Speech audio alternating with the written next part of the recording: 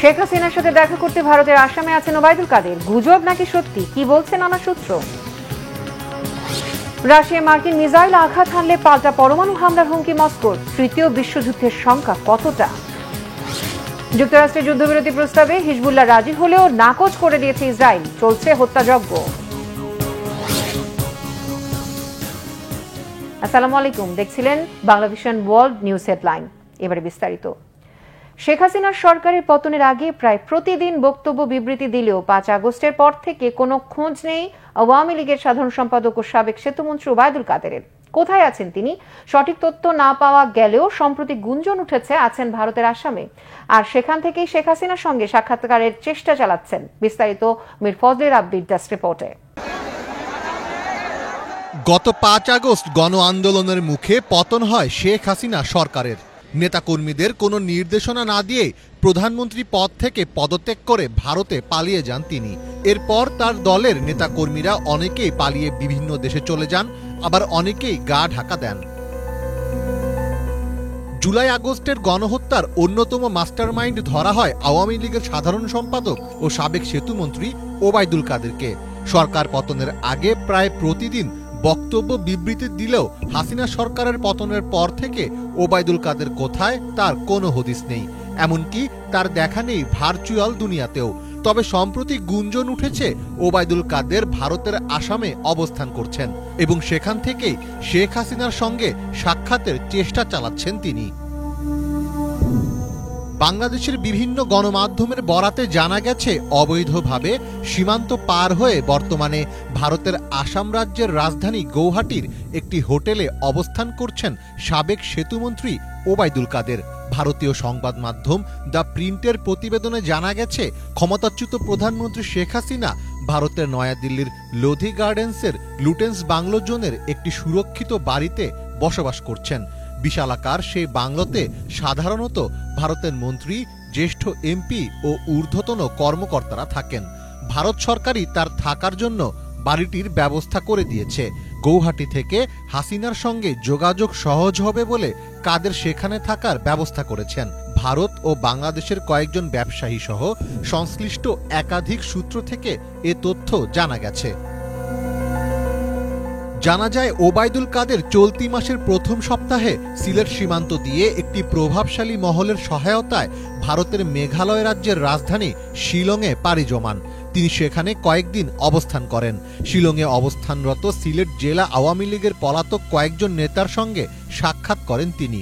সেখানে আলাপ আলোচনা শেষে তিনি গৌহাটিতে অবস্থান করার সিদ্ধান্ত নেন। এর আগে গত 8 নভেম্বর রাতে ওবায়দুল কাদের অবৈধ পথে ভারত পালিয়েছেন বলে গুঞ্জন ছড়ায়। পালিয়ে যাওয়ার আগে প্রায় মাসখানেক সিলেট শহরের ইসলামপুরে পূরবী আবাসিক এলাকায় অবস্থিত 500 কোটির বাসা নামে পরিচিত আলিশান বাড়িতে অবস্থান করে প্রভাবশালী মহলের সঙ্গে যোগাযোগ করেন কাদের। পরে সেখান থেকেই অবৈধভাবে সিলেট সীমান্ত দিয়ে ভারতে পালিয়ে যাওয়ার পরিকল্পনা করেন তিনি। অবৈধভাবে সীমান্ত পেরিয়ে ভারতের শিলং, গৌহাটি সহ বিভিন্ন এলাকায় বসবাস করছেন সিলেট জেলা আওয়ামী লীগের প্রায় শতাধিক নেতাকর্মী। মীর ফজলে রাব্বি, বাংলাভিশন। এদিকে গণ অভ্যুত্থানে দেশ ছেড়ে পালানো সাবেক প্রধানমন্ত্রী শেখ হাসিনাকে ভারত থেকে ফিরিয়ে আনার চেষ্টা করা হবে বলে জানিয়েছেন অন্তর্বর্তী সরকারের প্রধান উপদেষ্টা ডক্টর মোহাম্মদ ইউনূস। ভারতের গণমাধ্যম দ্য হিন্দুকে দেয়া এই সাক্ষাৎকারে একথা জানিয়েছেন তিনি। আগামী নির্বাচনে আওয়ামী লীগের অংশগ্রহণে প্রধান উপদেষ্টার কোনো আপত্তি না থাকার কথাও সাক্ষাৎকারে উঠে আসে।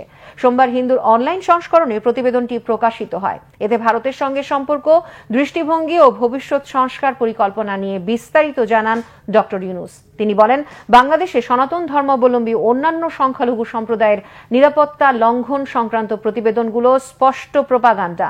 এ ধরনের ভারতীয় প্রতিবেদন আর ডোনাল্ড ট্রাম্পের তরফ থেকে বাংলাদেশের সমালোচনার জবাবে প্রধান উপদেষ্টা একথা বলেন।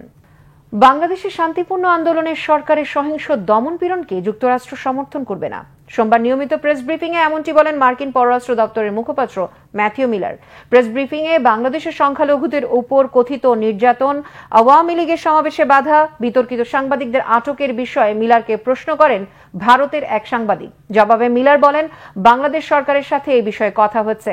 বাংলাদেশ সহ বিশ্বের প্রতিটি দেশে শান্তিপূর্ণ আন্দোলনকে যুক্তরাষ্ট্র সমর্থন করে বলে জানান তিনি।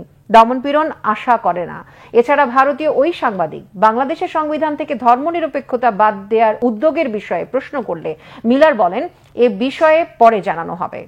পারমাণবিক অস্ত্র ব্যবহারের অনুমতি দিয়ে পরমাণু নীতিতে বদল এনেছে রুশ প্রেসিডেন্ট ভ্লাদিমির পুতিন। ফলে রাশিয়ায় কেউ মিসাইল হামলা চালালে জবাবে পরমাণু হামলা চালাতে পারবে মস্কো। এমন এক সময় রুশ পরমাণু নীতিতে পরিবর্তন আনা হলো যখন যুক্তরাষ্ট্রের তৈরি দূরপাল্লার মিসাইল দিয়ে রাশিয়ার ভূখণ্ডে হামলা চালাতে ইউক্রেনকে অনুমতি দিয়েছে বাইডেন প্রশাসন।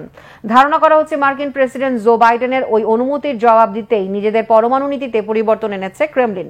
ইউক্রেনের ভূখণ্ডে রাশিয়ার বিশেষ সামরিক অভিযান শুরুর 1000তম দিনে মঙ্গলবার সংশোধিত রুশ পরমাণু নীতি সই করে ডিক্রি জারি করেন প্রেসিডেন্ট পুতিন।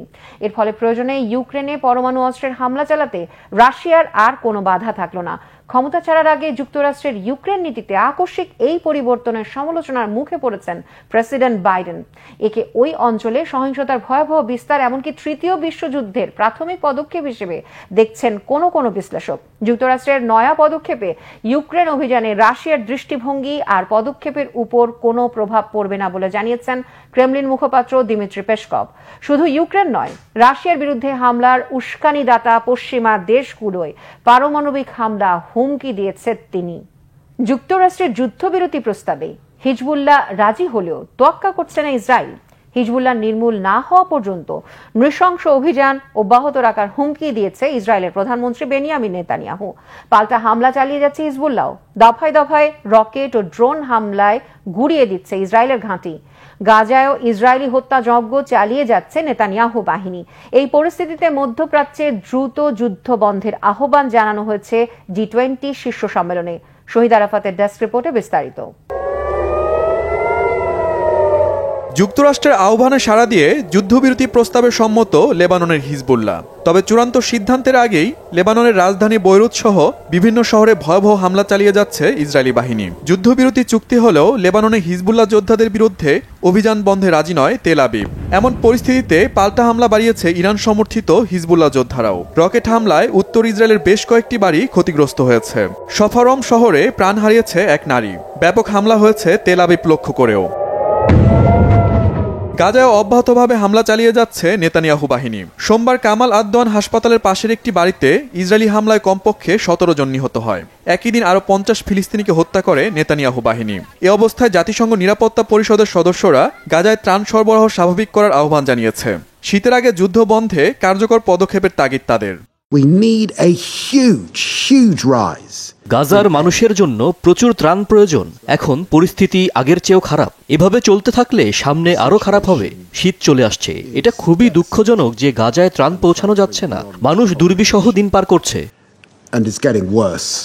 গাজা ও লেবানন পরিস্থিতি নিয়ে উদ্বেগ জানিয়েছেন G20 শীর্ষ সম্মেলনের সদস্যরাও। দ্রুত যুদ্ধ বন্ধ করে স্বাভাবিক অবস্থা ফিরিয়ে আনার তাগিদ তাদের। সম্মেলন চলাকালেই গাজায় ইসরায়েলি হামলা বন্ধে বিক্ষোভ হয়েছে ব্রাজিলে। শত শত মানুষ রাস্তায় নেমে ইসরায়েল বিরোধী স্লোগান দেয়। Shahid Arafat, Bangla vision, news desk. গণতন্ত্রপন্থী দুই শীর্ষ নেতা সহ অন্তত 45 জন বিরোধী নেতাকর্মীকে সর্বোচ্চ 10 বছর পর্যন্ত কারাদণ্ড দিয়েছে চীনের বিশেষ প্রশাসনিক অঞ্চল হংকংয়ের আদালত। এর নিন্দা জানিয়েছে যুক্তরাষ্ট্র সহ পশ্চিমা একাধিক দেশের পররাষ্ট্র দপ্তর। কারাদণ্ডপ্রাপ্তদের মধ্যে আগামী স্থানীয় নির্বাচনের সম্ভাব্য প্রার্থী বেনি তাই আর জোশুয়া ওং রয়েছেন। এদের মধ্যে জোশুয়াকে 4 বছরের কারাদণ্ড দেওয়া হলেও বেনি তাইকে সর্বোচ্চ 10 বছরের কারাদণ্ড দেওয়া হচ্ছে, যা নিরাপত্তা আইনের আওতায় এ যাবৎকালে দেয়া সর্বোচ্চ কারাদণ্ড।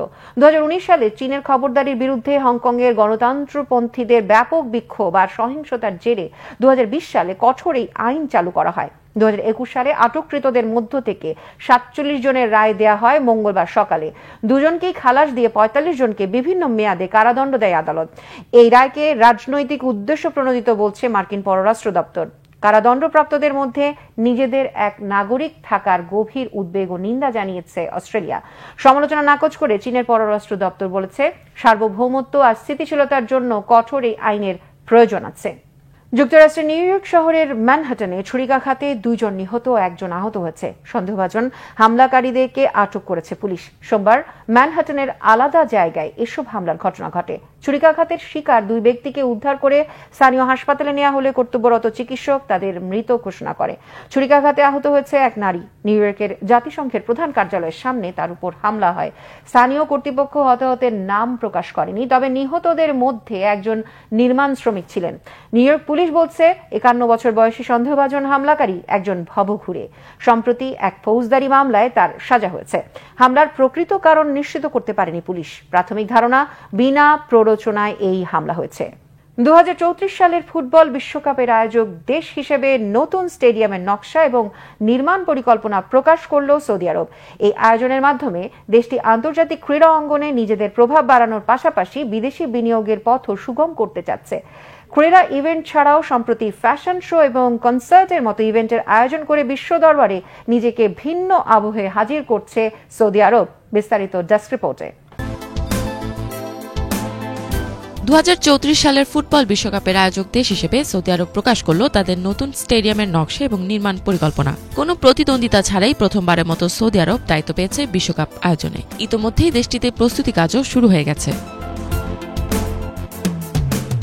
কিং সালমান ইন্টারন্যাশনাল স্টেডিয়াম, যার ধারণ ক্ষমতা হবে প্রায় 92,000 দর্শকের, 2034 সালের বিশ্বকাপের উদ্বোধনী এবং ফাইনাল ম্যাচ হবে এই ভেন্যুতে। সম্প্রতি সৌদি আরবের ক্রীড়া মন্ত্রণালয় একটি কম্পিউটার জেনারেটেড ভিডিও প্রকাশ করেছে, যেখানে স্টেডিয়ামের প্রথম চিত্র দেখা গেছে। সৌদি আরবের রিয়াদে কিং আব্দুল আজিজ পার্ক প্রকল্পের অংশ হিসেবে স্টেডিয়ামটি নির্মিত হবে। 2029 সালের মধ্যে সম্পূর্ণভাবে স্টেডিয়ামটি প্রস্তুত করার লক্ষ্য নির্ধারণ করা হয়েছে।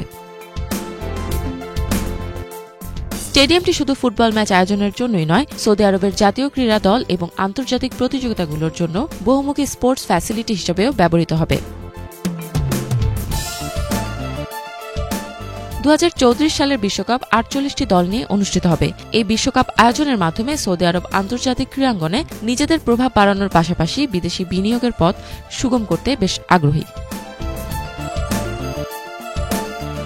2034 সালের বিশ্বকাপের জন্য সৌদি আরবের 5টি শহরে 15টি স্টেডিয়ামে খেলা অনুষ্ঠিত হবে। এর মধ্যে 8টি স্টেডিয়াম সৌদির রাজধানী রিয়াদে হবে। এছাড়া জেদ্দা, আল খোবার, আভা এবং $500 বিলিয়ন ব্যয়ে নির্মিত নতুন শহর নিয়মেও বিশ্বকাপের ম্যাচ আয়োজন করা হবে। সৌদি আরবের বৃহৎ ক্রীড়া পরিকল্পনা শুধু ফুটবল বিশ্বকাপেই সীমাবদ্ধ নয়। দেশটি 2027 সালে এশিয়ান কাপ ও 2029 সালে এশিয়ান উইন্টার গেমসও আয়োজন করতে আগ্রহী। ক্রীড়া ইভেন্ট ছাড়াও ফ্যাশন শো এবং কনসার্টের মতো ইভেন্টের আয়োজন করে সৌদি আরবকে বিশ্ব দরবারে ভিন্ন আবহে হাজির হতে দেখা যাচ্ছে। ইফাত জাহান, বাংলাভিশন। এই ছিল আজকের মতো। এতক্ষণ সাথে থাকার জন্য ধন্যবাদ সবাইকে।